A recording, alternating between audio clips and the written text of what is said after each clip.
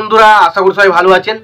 তো বন্ধুরা, ভিডিওটা শুরুর আগে একটা কথা বলে দিতে চাই যে আমাদের পাশের বাড়িতে বিবাহ চলছে। তো সেই কারণে সেখানে প্রচুর পরিমাণে মাইক বাজছে এবং যার কারণে হয়তো ব্যাকগ্রাউন্ডে কিছু মাইকের সাউন্ড বা আওয়াজ আসতে পারে। যদি সেটা এসে থাকে তাহলে আমি খুবই দুঃখিত, কারণ সত্যি কথা বলতে এগুলো তো বারণ করা যায় না। এবার অ্যাকচুয়ালি এই বিষয়টা আসতে পারে, তো সেটা আগে থেকে জানিয়ে দিলাম। এবার আসি মেন যে টপিকটার বিষয়ে কথা বলবো, সেটা হচ্ছে শাকিব খানকে নিয়ে। তো শাকিব খানের কয়েকটা সিনেমা আসছে আমরা জানি, তাণ্ডব, তুফান 2, তো আরও বেশ কয়েকটা বাংলাদেশের বছর বড় বড় ছবি রয়েছে, যেমন যে জঙ্গলি, তারপর ধরুন দাগি, আরও সব আসতে চলেছে। তো সেই ছবিগুলো নাকি বক্স অফিসে একদমই ওয়ার্ক করবে না। এই কথাটা কিন্তু আমি বলছি না, এই কথাটা বলছেন বাংলাদেশের একজন বিখ্যাত হল রুটস হল সিনেমা হল বলে রয়েছে, সেখানে যে ওনার রয়েছে তারাই কিন্তু এই বিষয়টা নিয়ে আলোচনা করেছেন এবং সেখানে তারা কিন্তু তাদের মতো করে একটা যুক্তি রেখেছেন এবং সেই যুক্তিটা সঠিক নয় সেটা আপনাদের জানাবো।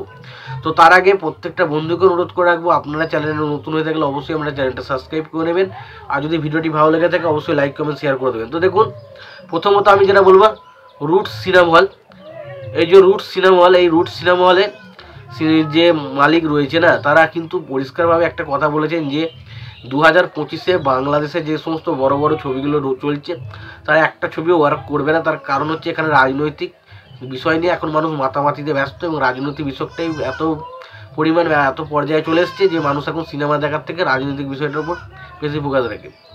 এবং তার পাশাপাশি আরও এরকম কথা বলেছে যে তুফান ছবিটা বক্স অফিসে হিট হয়েছিল দুষ্টু কোকিল গানটার জন্য।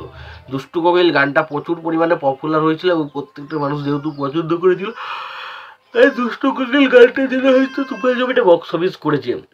এবার দেখুন, এর মধ্যে যে একদমই যে পুরো ডাউট নেই সেটা বলা যাবে না। দুষ্টু কোকিল গানটা সত্যি ছবিটার মধ্যে একটা অন্যরকম ক্রেজ অবশ্যই সৃষ্টি করে। তবে এটুকু মানতে হবে ভাই, শাকিব খানের ধারে কাছে কেউ নেই। যদি শাকিব খানের যদি স্টারডামের জোন না থাকতো না, আমি একটা কথা বলি, দরদ কিন্তু এরকম একটা মাইন্ড ব্লোয়িং ওপেনিং ডেতে কালেকশন করতো না। এবার যেহেতু ছবিটা মানুষের পছন্দ হয়নি, পরবর্তী দিন থেকে ছবিটার বক্স অফিসে ড্রপ এসে গেছে, আমরা দেখেছি। বাস ফার্স্ট দিনে কি কালেকশনটা করেছিল, ফার্স্ট ডে কী কালেকশন করেছিল, সব থেকে হায়েস্ট গ্রোসিং কালেকশন করবে, তাহলে কিন্তু করতো না। দরদের যাই হিট করুক নাই করুক, কিন্তু একমাত্র বুঝতে হবে যে শাকিব খান যে ছবিতে থাকা মানে সেই ছবির কালেকশন ডিফারেন্ট কিছু না কিছু তো অবশ্যই হবে। এবার ছবিটা যত ভালো হবে ছবির কালেকশন তত বাড়বে, যত খারাপ হবে তত ছবিটা নামবে। তবে এটুকু বলতে পারি যে শাকিব খান থাকা মানে সেই ছবির কালেকশন মিনিমাম একটা ভালো জায়গায় দাঁড় করাবে, এটুকু বলা যায়। তো জানি না যে হল মালিকরা কেন এরকম কথা বললো, এবং তাদের মতে তারা এমন কিছু যুক্তিযুক্ত কথা বলেছে যেগুলো মনে হয়নি যেগুলো অ্যাকচুয়ালি এগুলো কোনো যুক্তির মতো কারণ আছে। তবে 2025 দেখা যাক আলটিমেট কী হয়। হল মালিকরা মনে করছেন যে কোনো ছবি কিন্তু 2025-এ কোনো বড় ছবি কিন্তু বাংলাদেশে চলবে না। দেখা যাক সেটা হয় কি না। তবে আমি চাইবো যেন এরকম না হয় এবং সমস্ত ছবি যেন বক্স অফিসে চলে, শুধু বাংলাদেশকে নয়, আমাদের ইন্ডিয়াতেও যেন যে সমস্ত ছবিগুলো আসছে সেগুলো যেন বক্স অফিসে ভালোভাবে ওয়ার্ক করে এবং আমরা পরবর্তী সময় আরও ভালো কিছু সিনেমা উপহার পাই। তোমাদের এই বিষয়টা নিয়ে কি মতামত তোমরা জানিও।